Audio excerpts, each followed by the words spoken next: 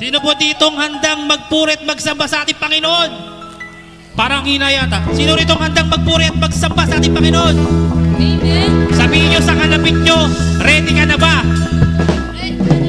Isa pa, ready ka na ba? Amen. Isang malakas na palakpak sa ating Panginoon. Purihin ka aming Panginoon. Amen. Hallelujah. Let's praise the Lord. Amen.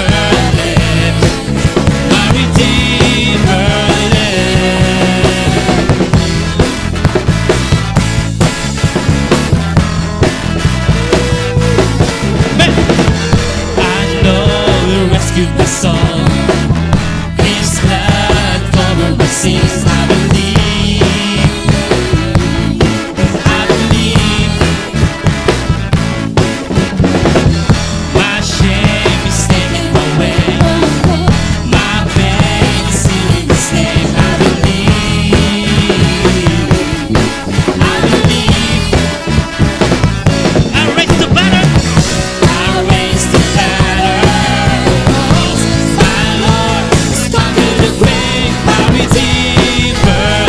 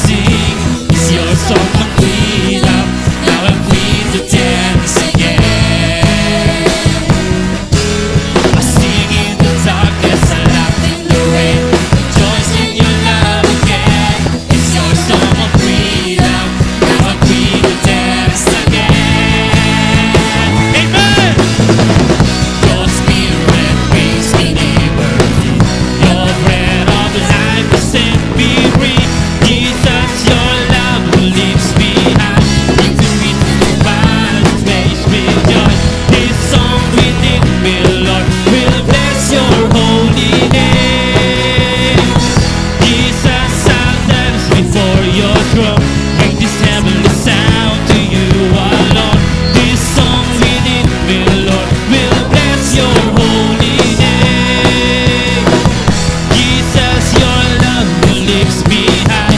Give you reason to rise, praise be done.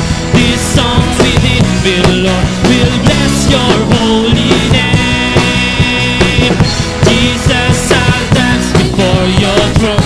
Bring this heavenly sound to you alone. This song within me, Lord, will bless your holy name. Amen. Hallelujah. Palakpakan po natin ating Panginoon. Amen. Hallelujah. Praise the Lord. Hallelujah. We praise you, Jesus. Hallelujah. Amen. Let's worship the Lord. Muli po nating sambahin ang ating Panginoon sa puso't isipan. Hallelujah.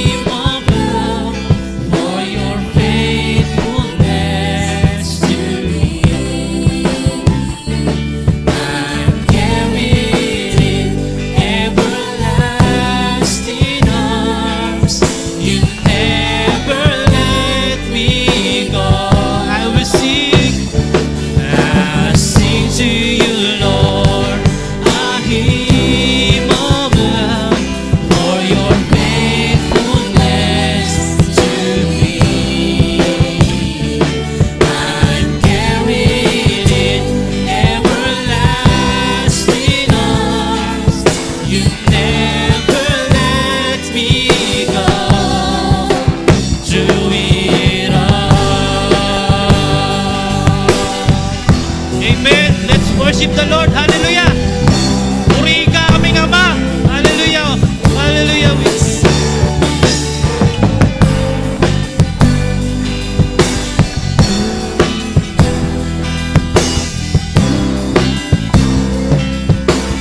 Sing hallelujah. Hallelujah.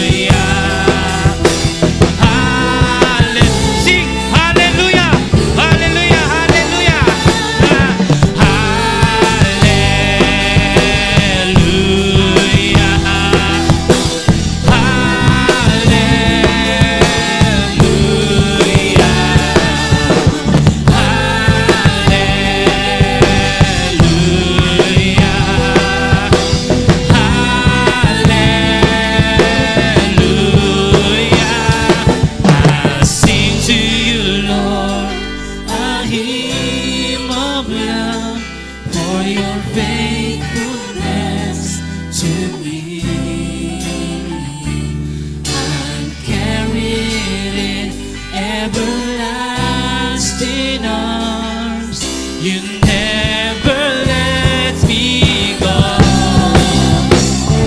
I sing to you, Lord, a hymn of love for your faithfulness to me. I'm carried in everlasting arms. You never let me go. To it all.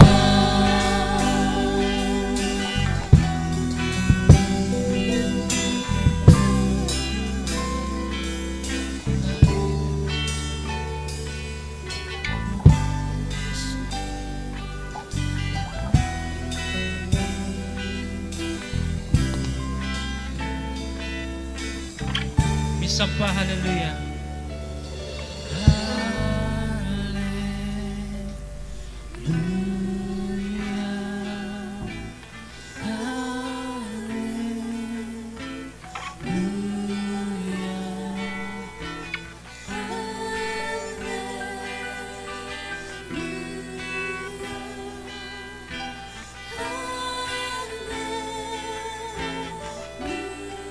We sing hallelujah.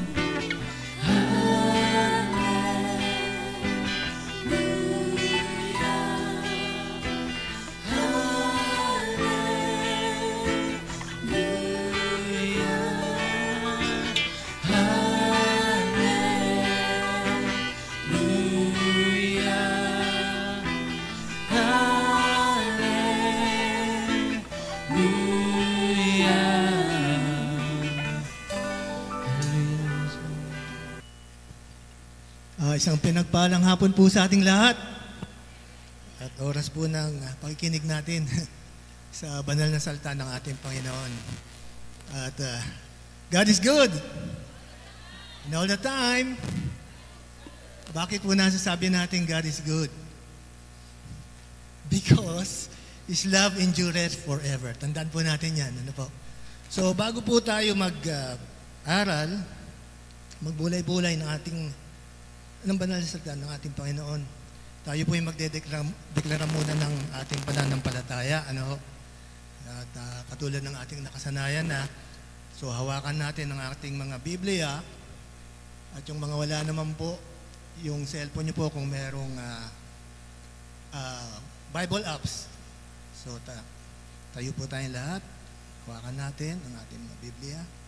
Sige po, tayo po ay magdeklara.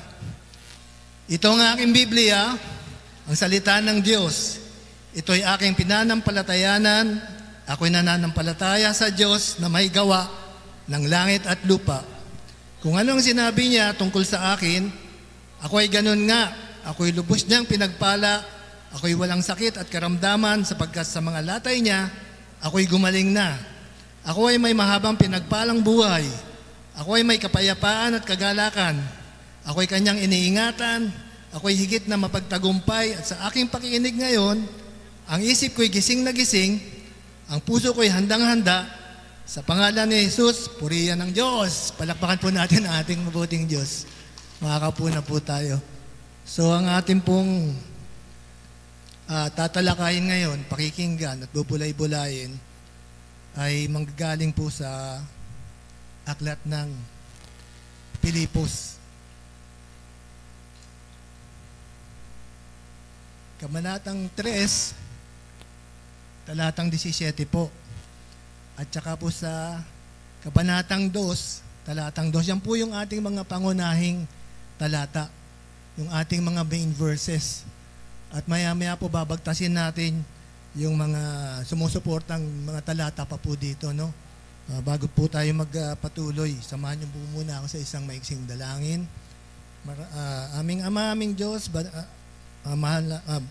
Panginoong Jesucristo, mahal na banal na Espiritu, Panginoon, maraming salamat po, Lord, sa hapon na ito na inyo po kaming muling pinagtipon-tipon sa inyong banal na paanan upang kami po ay makapag-aral, makapakinig at makapagbulay-bulay ng inyong banal na salita na aming pong gabay sa aming pamumuhay upang kami po ay makapamuhay ng ayon lamang po sa inyong kalooban, plano at layunin sa bawat isa namin. At ito naman po, Panginoon, ay amin pong maibahagi rin naman sa aming kapwa sa lahat ng dako, oras at pagkakataon nang ayon lamang po, Panginoon, sa inyong katotohanan. At basbasan niyo po ang gawain ito, gamitin niyo lamang po ako ng buong kalakasan bilang inyong mensahero at pangunawa at karunungan na ang aking pong hiling para sa aking mga kapatid na makikinig upang kami po, Panginoon, ay maging effective na mensahero niyo rin po. Tinataas po namin ang gawain ito at kayo lamang po ang madakilang, malulhati, mapapurihan sa hapong ito, sa aming mga buhay, sa iglesyang ito, sa gawain ito, sa aming mga sambayan. At lahat po ng ito ay aming tinataas sa inyo sa pinakamapangyarihang pangalan ni Jesucristo ang aming Panginoon. Everybody say Amen and Amen. Medyo lalayo po ako sa monitor. So ang sabi po dito sa Philippians 3:17, mga kapatid, magkaisa kayong tumulad sa halimbawang ipinakita ko sa inyo. Si Pablo pa nagsasalita dito. Pag-ukulan din ninyo ng pansin ang lahat ng sumusunod sa aming halimbawa. Philippians 2 verse 2, kung ganun, nakikiusap ako na lubusin na ninyo ang kagalakan ko, magkasundo kayo at magmahalan at magkaisa sa isip at layunin. So, ito po ay isang panawagan, no, ng pagkakaisa. Sabi nga rito, si Apostol Pablo ay meron siyang sa buhay noon, no? Na ginawang halimbawa din, manasundan ng mga nauna sa atin, yung mga tagasunod ng ating Panginoong Jesucristo noong panahon nila. At itong panawagan na ito, hindi lamang nung kapanahunan nila, no, maging sa panahon natin ngayon na mga nasa ilalim ng biyaya, hanggang ngayon umaalingaw-ngaw yan. Kaya alam naman po natin, 6:14, Romans 6:14, wala na po tayo sa ilalim ng kautusan, kundi nasa ilalim ng biyaya. Kaya ang kinakausap dito tayo po ng mga nasa ilalim ng biyaya. At ang panawagan, magkaisa daw po tayo. Saan? Sabi dito, sa isip at layunin. Ganda saan ako? Ayun. Philippians chapter 2 verse 2 po, kung maipa-flash po natin, ano? Gusto kong bigyan ng diin to kung ganoon, nakikiusap ako na lubusin na ninyong kagalakan ko, magkasundo kayo at magmahalan at magkaisa sa isip at layunin. So ito po yung panawagan ni Pablo, no, sa ating mga nasa ilalim ng biyaya sa panahon natin ngayon. Ito pong babagtasin po natin, no, itong binanggit dito sa pagkaisa sa isip at layunin. Philippians chapter 3 verse 10, ang sabi, ang tanging hangarin ko ngayon ay lubusang makilala si Kristo. Maranasan ang kapangyarihan ng kanyang muling pagkabuhay, makibahagi sa kanyang mga paghihirap, at maging katulad niya sa kanyang kamatayan. So bagtasin po natin itong apat na ito, no? Ito po yung layunin, no? Naging layunin ni Pablo noon na tinularan ng mga nauna sa atin at pinapanawagan niya sa kapanahunan natin ngayon na maging tayo tularan natin. Unahin natin, ano ang sabi dito, unang hangarin niya, lubusang makilala si Kristo. Ano-ano po ba yung mga naging hakbangin ni Apostol Pablo noon, ano, para makamit itong layunin na ito? Sapagkat tandaan po natin, lahat ng ating ginagawa, sinasabi, pinoproseso sa kaisipan. No, kaya sabi nga ang panawagan, magkaisa tayo sa isip at layunin, iisa ng kamalayan. Kasi kung ano po yung kaisipan natin, kung ano yung kamalayan natin, yun ang galawan. Yun ang lakaran natin. So yung ating kamalayan, yan po yung po-produce, no, ng ating ginagawa. So lahat ng ating ginagawa, example na lang po, halimbawa, nakakita ako ng aso, takbo. Kasi naisip ko po muna na tumakbo bago ko ginawa yun. But kung naman naisip yun, naisip ko kasi baka mangagat yung aso. delikado sa rabies. So, yung ating kamalayan, dapat akma dun sa layunin na ating hinahangad, no? At yung layunin na yan ay dapat akma doon sa layunin ng Diyos para sa atin. Sabi nga dito, no? Ang mga naging hakbangin ni Pablo para makamta niya itong hangarin na ito, lubusang pagkakilala kay Kristo. Philippians 3:5, ako'y tinuli sa ikawalong araw mula nang ako'y isilang, ako'y isang tunay na Israelita, buhat sa angkan ni Benjamin at totoong Hebreo. Kung pagsunod naman sa kautusan ng pag-uusapan, ako'y isang Pariseo. Nagpapatotoo si Pablo dito kung ano yung unang mindset niya, no? Yung unang kanyang katayuan, yung kanyang standing sa society nila noong panahon na yon. Philippians 3:6, kung sa pagiging masugid ko sa kautusan, inusig ko ang iglesia. Kung sa pagiging matuwid naman, ayon sa kautusan, walang maisusumbat sa akin. So yung pagkasugid, no, ni Apostol Pablo noon sa sunod sa kautusan ay hindi matatawaran. Yan ang patotoo niya rito. Napaka-zealous niya sa kanyang pananampalataya nung panahon na yon, no? Sabi nga niya dito sa Romans 10:1-2, mga kapatid, ang pinakananais ko at idinadalangin sa Diyos ay ang maligtas ang Israel, sapagkat saksi akong sila'y nagsisikap na maging kalugod-lugod sa Diyos, mali nga lang ang kanilang naging batayan. So alam na alam ni Pablo kung ano ang isang Pariseo. Kaya dito sa kanyang patotoo, magpatuloy tayo sa Philippians 3:7, ngunit dahil kay Kristo, ang mga bagay na pinapahalagan ko noon ay tinuturing kong walang kabuluhan ngayon. Ang standing po kasi ni Pablo nung unang panahon, magandang kanilang social standing, no? Sa Tarsus kasi may kaya sila eh. So, siya ay aral din kay Gamaliel. Alam natin na best student siya ni Gamaliel. At masasabi natin na dalubhasa na rin siya sa Torah, sa lumang kasulatan. No? Pero sabi niya dito, yung mga bagay na yon, binabaliwala niya na dahil hindi niya makikilala ang ating Panginoong Hesukristo kung hindi niya muna iwawaksi ang kanyang old mindset. Philippians 3:8, oo, itinuring kong walang kabuluhan ang lahat ng bagay bilang kapalit ng lalong mahalaga ang pagkakilala kay Kristo Jesus na aking Panginoon. Ang lahat ng bagay ay ipinalagay kong walang kabuluhan at itinuring kong basura, makamtan lamang si Kristo. Yung mga cellphone natin na merong memory card, di po ba? May mga laman yan eh. Para makargahan natin ng mga bagong data yan, file, di-delete po natin yun, di po ba? Buburahin natin para makargahan ng mga bagong files. So ganyan po ang nangyari, ang naging hakbangin ni Pablo, no? Erase muna, erase lahat. Sabi nga, Lord, make me an empty vessel and fill me up with everything from you. So, ganun ang iminumungkahi niya sa atin, ano?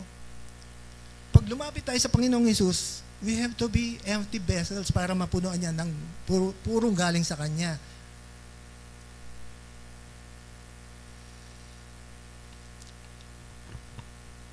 Kaya malinaw po dito na ang unang naging hakbangin ni Pablo ay ito nga mga binasa natin at nakita natin ayon na rin sa scripture na siya yung pinaka-epitome, no? Yung epitome, yung best example ng repentance.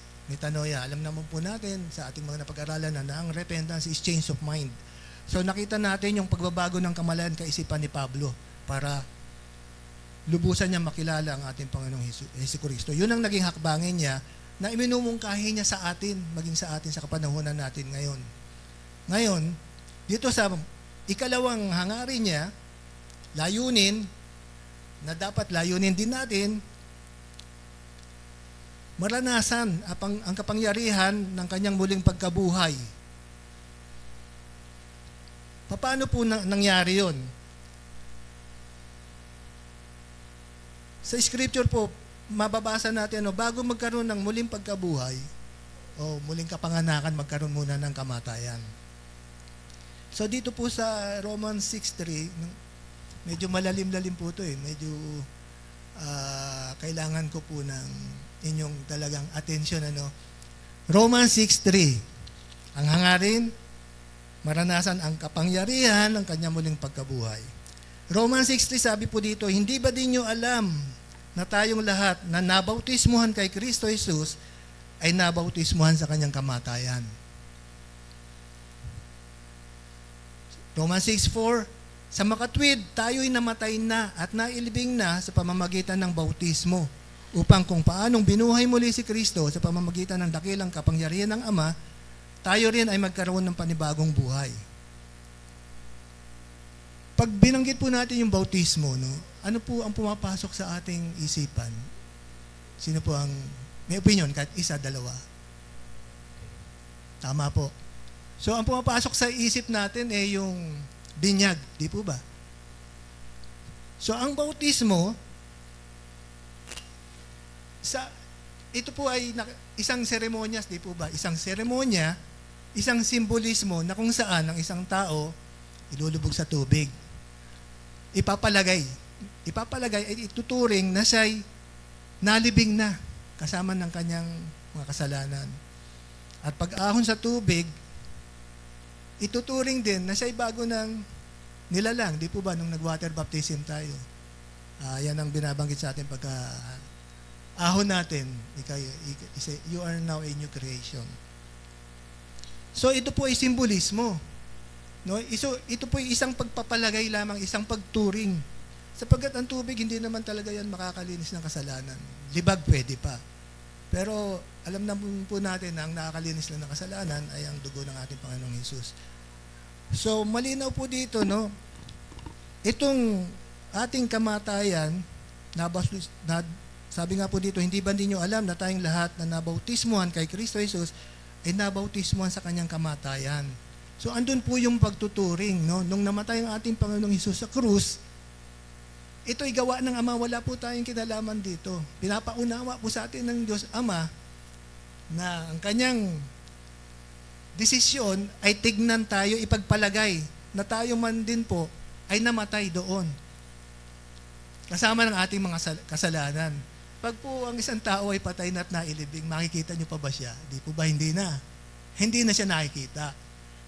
At pag emerge natin sa tubig, sa Romans 6:4, kung paanong binuhay muli si Kristo sa pamamagitan ng dakilang kapangyarihan ng Ama, tayo rin ay magkaroon ng panibagong buhay sa pamamagitan nga daw ng bautismo, pagpapalagay, pagtuturing ng Ama.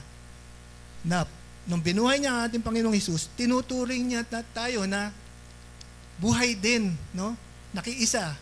Dahil sa ating pananampalataya, dun sa ating Panginoong Hesukristo at sa kanyang tinapos na gawa sa krus, nakipag-isa tayo. At yung pakipag-isa natin na yun, tinuturing tayo ng ating Panginoon na buhay bilang bagong nilalang.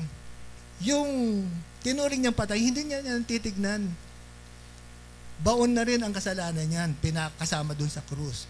Kung tayo man ay nagkakasala, paminsan-minsan dahil talagang andito pa naman kasi tayo sa katawang lupa at talagang hindi naman tayo exempted sa temptation. Sinabi nga sa Hebrews 8:12, hindi niya na binibilang, hindi niya na inaalala yung ating mga kasalanan at hindi niya binibilang. Sapagkat sabi dito, ang ating pakikipag-isa kay Kristo sa ating panibagong buhay, ang titignan tayo ng ating dakilang Diyos Ama, si Kristo ang nakikita sa atin. Yung ating Adamic nature ay wala na, napalitan na ng Christly nature. Sa Romans 6:11, sabi po, kaya dapat din ninyong ituring ang inyong sarili bilang patay na sa kasalanan, ngunit buhay naman dahil sa Diyos, sapagkat kayo nakipag-isa kay Kristo Jesus. Ito yung pagtuturo. Na tayo man din, kung tayo tinuturing ng ating Ama napatay na sa kasalanan, ituring din natin ang ating sarili. Patay na tayo sa kasalanan.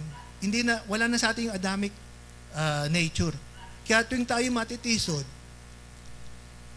mahuhulog sa tukso, hindi na tayo komportable, kinakati tayo. Madali tayong tumakbo sa ating Panginoon. Lord, sorry.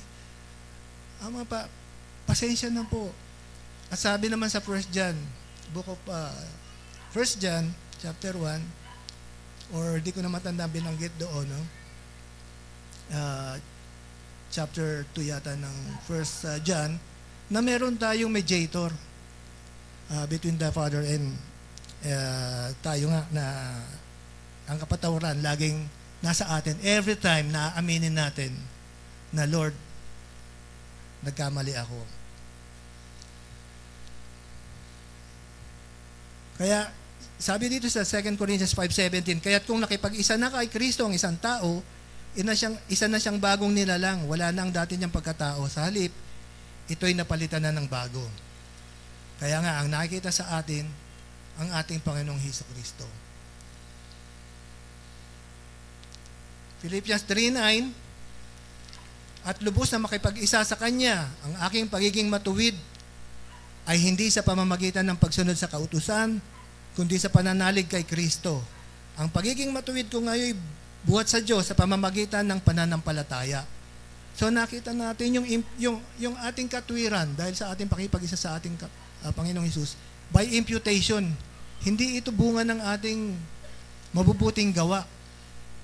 No, sapagkat nasa scripture nga ang ating mabubuting gawa ay maruming basahan lang sa mata ng Diyos. Ang kinikilala ng ating Diyos Ama na gawa ay yung ginawa lamang ng ating Panginoong Hesus doon sa krus na kung saan tayo naligtas. Kaya itinuring lang, puro pagtuturing, wala tayong ginagawa. Napakabuti ng Diyos, di po ba? Damang-daman natin yung kanyang biyaya, yung kanyang pagmamahal na siya mismo nag-decide. No? Nag-decide siya, sige, titignan ko na lang kayo sa ganitong pananaw. Napakasarap po at nakaka-humble po talaga, no? Sa Romans chapter 4 verse 5, sabi po dito, ngunit ang hindi nananalig sa sarili mga gawa, kundi sumasampalataya sa Diyos na nagpapawalang sala sa makasalanan, ay itunuring na matuwid ng Diyos dahil sa kanyang pananampalataya. Ito po yung binabanggit ng ating Apostol Pablo dito na ang kanyang katwiran, ang katwiran natin lahat is by imputation lang.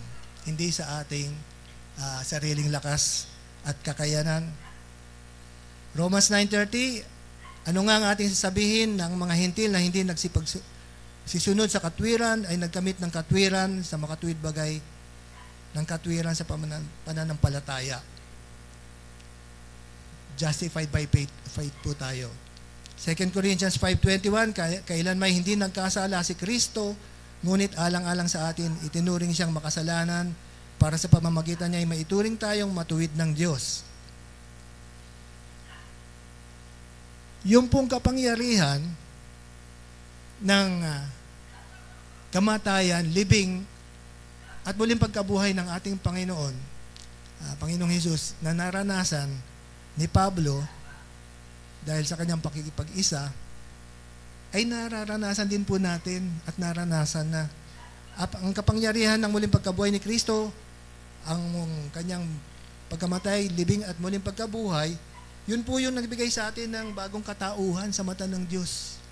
Dahil doon natin inangkla ang ating pananampalataya. No? Sa mata ng Diyos, tayo'y matuwid na.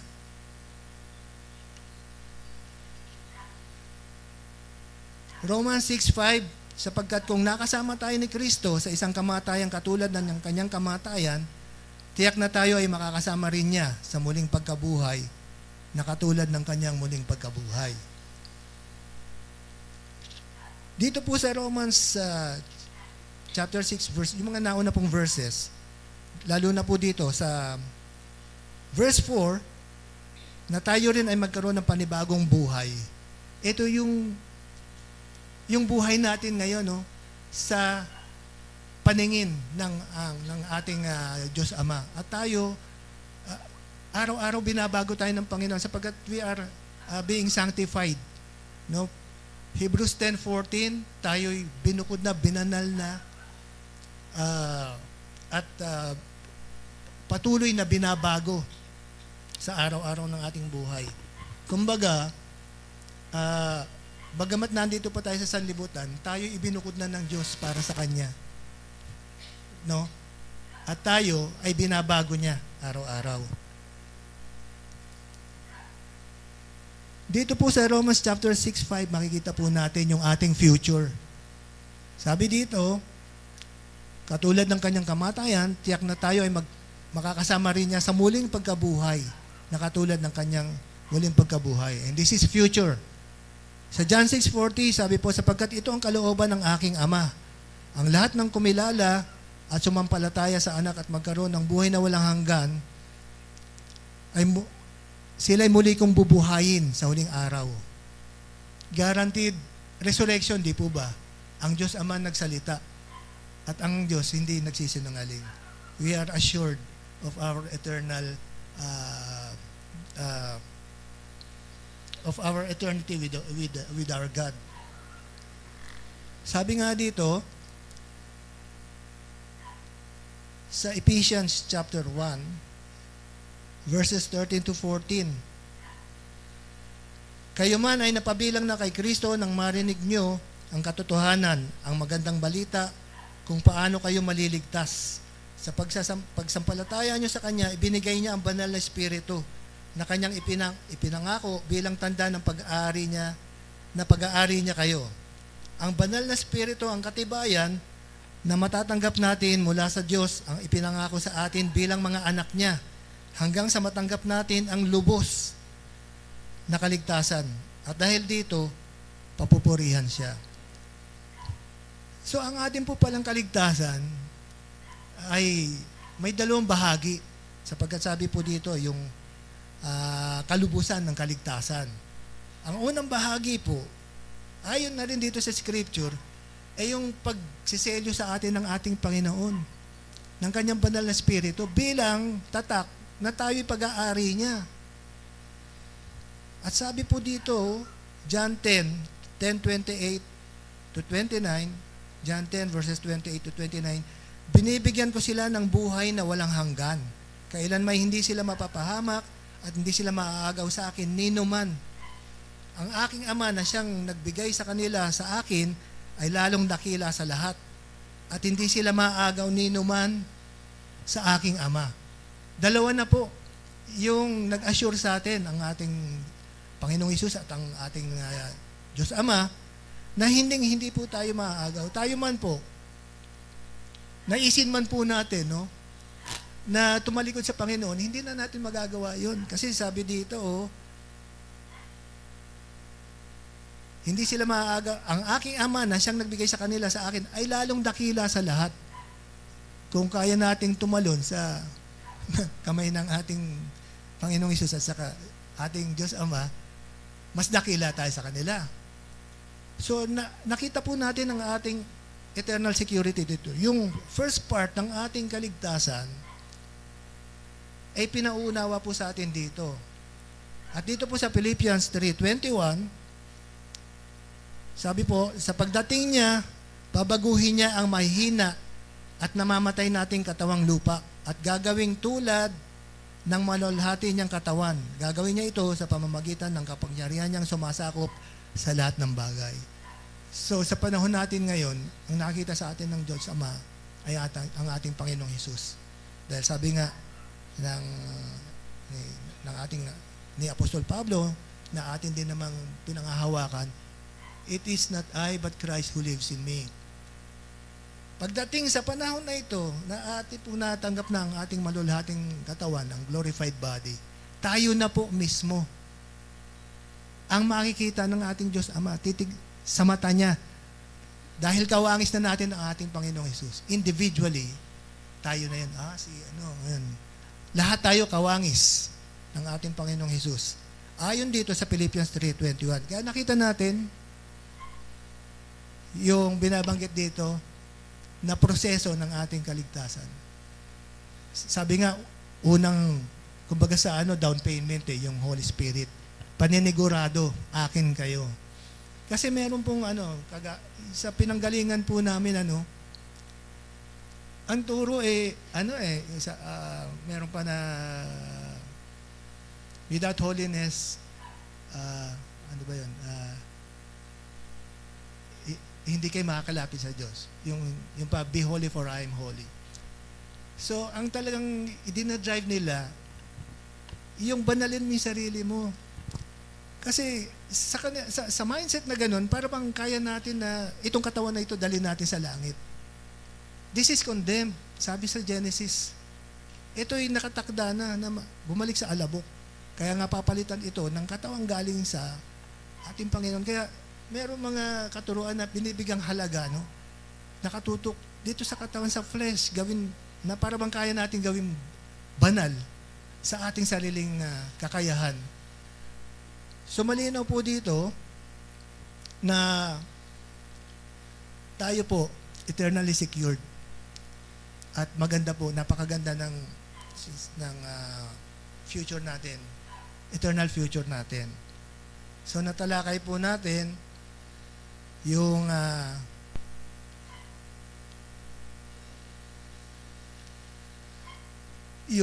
layunin na sinasabi ni Pablo, lubusang makilala si Kristo, na unawaan po natin ang kanyang naging hakbangin, maging sa atin, maging hakbangin din natin, maranasan ang kapangyarihan ng kanyang muling pagkabuhay. Ito po, makibahagi sa kanyang mga paghihirap. Paano po yun? So dito po, tignan po natin. Kasi po minsan, sa akin po, sa aking pananaw, parang kayabangan na na kaya natin yung pinagdaanan ng ating Panginoong Jesus. Samantalang kung babaybayin natin yung chapter 53 ng Isaiah, nakita natin yung kahindik-hindik na kasalanan natin, yung horror ng sins natin. Yung galit ng Diyos sa kasalanan at yung pagmamahal niya sa tao. Ibinuhos lahat yun sa katawan lupa ng ating Panginoon. Dahil sa sobrang pagmamahal sa atin ng Diyos, ayaw niya tayong saktan Binuhos niya yung galit niya sa sarili niya, sa katawang lupa niya. At nakita natin doon na yun ay para sa ating kaligtasan.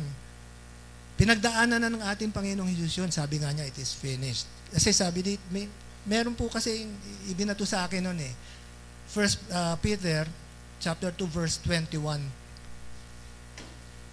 to 23. Sabi po dito, ang pagtitiis ng hirap ay bahagi ng pagkatawag sa inyo ng Diyos. Sapagkat nang si Kristo ay magtiis para sa inyo, nag-iwan siya sa inyo ng isang halimbawa na dapat ninyong lubos na tularan. Sabi po dito, ang pagtitiis ng hirap ay bahagi sa pagkatawag sa inyo ng Diyos. Saan po ba tayo tinawag? Tingnan po natin dito sa 2 Peter chapter 3 verse 9, hindi nagpapabaya ang Panginoon sa pagtupad sa pangako niya, gaya ng inaakala ng ilan. Ang totoo, binibigyan lamang niya ng pagkakataong magsisi ang lahat sa mga kasalanan nila dahil ayaw niyang mapahamak ang sinuman. So this is the ultimate goal ng ating Diyos, Walang mapahamak. Kaya nga sabi, ganun na lamang ang pagmamahal niya sa mundo. Para sa lahat yun. Walang kondisyon. Ang kondisyon lang, kung ikaw ay sasampalataya sa ating Panginoong Hesus. At dito, nakita natin na itong ating kaligtasan, dito, ito ay may kaakibat na pagtitiis. Sabi nga dito, hindi siya gumawa ng anumang kasalanan o nagsinungaling kailanman. Kaya ba natin to? Hindi. Nang siya'y insultuhin, hindi siya gumanti ng insulto. Kaya natin to. Nang siya'y pahirapan, hindi siya nagbanta. Sa halip, ipinaubayan niyang lahat sa Diyos na makatarungan kung humatol.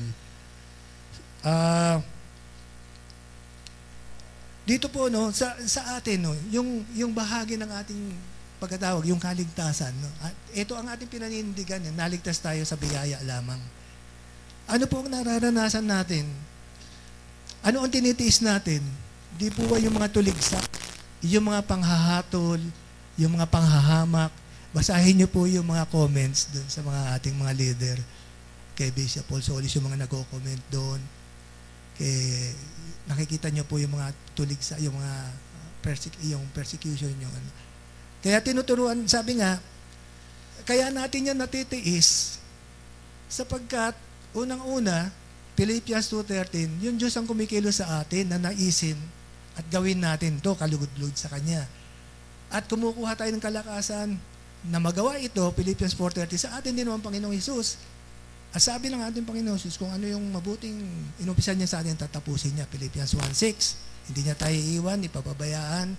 Hebrews 13:5 at Romans 8:37.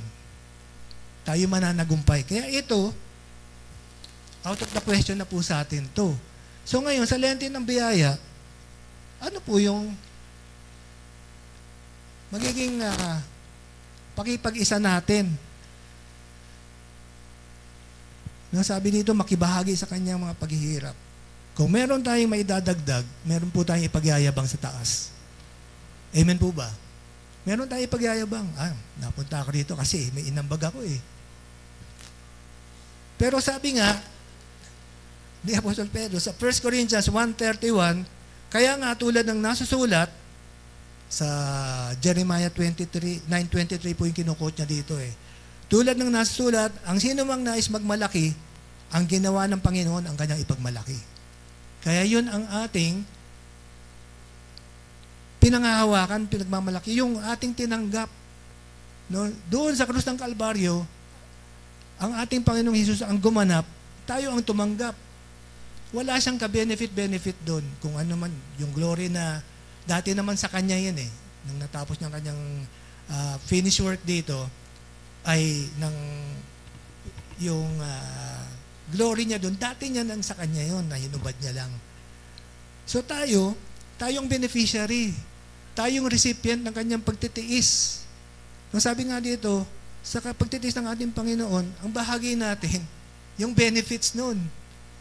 So yun ang pinapaunawa sa atin na makibahagi tayo sa kanyang paghihirap bilang mga recipients ng isa-isahin po natin. Unang-una, yung kaligtasan, pinag-usapan na po natin. Kapatawaran, natanggap natin. Colossians 2:13, noong una, itunuring kayong mga patay ng Diyos dahil sa mga kasalanan ninyo. Pero ngayon, binuhay kayo ng Diyos kasama ni Kristo, pinatawad niya ang lahat ng kasalanan natin. Past tense yun, pinatawad, past, present, future ng mga kasalanan. Kagalingan, nakatanggap tayo ng kagalingan dahil sa kanyang tinapos na gawa, sa kanyang paghihirap. Isaiah 53:5, ang totoo, sinugatan siya dahil sa ating mga pagsuway, binubog siya dahil sa ating kasamaan, ang parusang tiniis niya, ang naglagay sa atin sa magandang kalagayan. At dahil sa mga sugat niya, ay gumaling tayo. Ano pa po, tinanggap natin? Sonship o pagiging anak. Galatians 4, verses 4-7. Ngunit nang sumapit ang taktang panahon, isinugo ng Diyos ang kanyang anak, isinilang siya ng isang babae at namuhay sa ilalim ng kautusan upang palayain ang mga nasa ilalim ng kautusan. Sa gayon, tayo'y maibibilang sa mga anak ng Diyos. Kaya ngayon, we serve God as children. We serve Him as His children. Hindi na po tayo mga alipin. Kaya, dito po, sa isa pa natin tinanggap, mga pagpapala, sabi pa po dito sa Ephesians chapter 1, verse 5, pinili niya tayo upang maging anak niya sa pamamagitan ni Jesucristo ayon sa kanyang layunin at kalooban. Ano pa po? Mga pagpapala, Ephesians 1:3, purihin ng Diyos at Ama ng ating Panginoong Jesucristo, pinagkalooban niya tayo ng lahat ng pagpapalang spiritual na nagmumula sa langit dahil sa ating pakikipag-isa kay Kristo Jesus. So, nagkaroon tayo ng bagong katauhan, no? Greatly blessed, highly favored, and deeply loved. So, sa ating conclusion, ang muling pagkabuhay ni Jesus ay hindi lamang isang saglit o pagkakataon sa kasaysayan para sa mga tagasunod ni Kristo noon at ngayon. kundi isang mahalagang bahagi sa kasaysayan ng ating mga buhay, noon at ngayon, na bumago at patuloy na bumabago sa ating mga buhay, sa ating pananaw, sa mga bagay, spiritual man o physical. At sa sanlibutan, bumago at patuloy na bumabago sa pangunawa sa salita at kalooban ng Diyos. Nabuksan ang ating mga mata at isipan upang makita natin ang lahat ng bagay, physical man o spiritual, ayon sa pananaw ng Diyos sa pamamagitan ng lente ng biyaya. Kaya hindi niyo po ba napansin kahit bumabalik tayo sa lumang kasulatan, pinag-aaralan natin ito, biyaya pa rin ang nakikita natin. Sapagkat isinuot na sa atin ng ating Panginoong Diyos ang lente ng biyaya.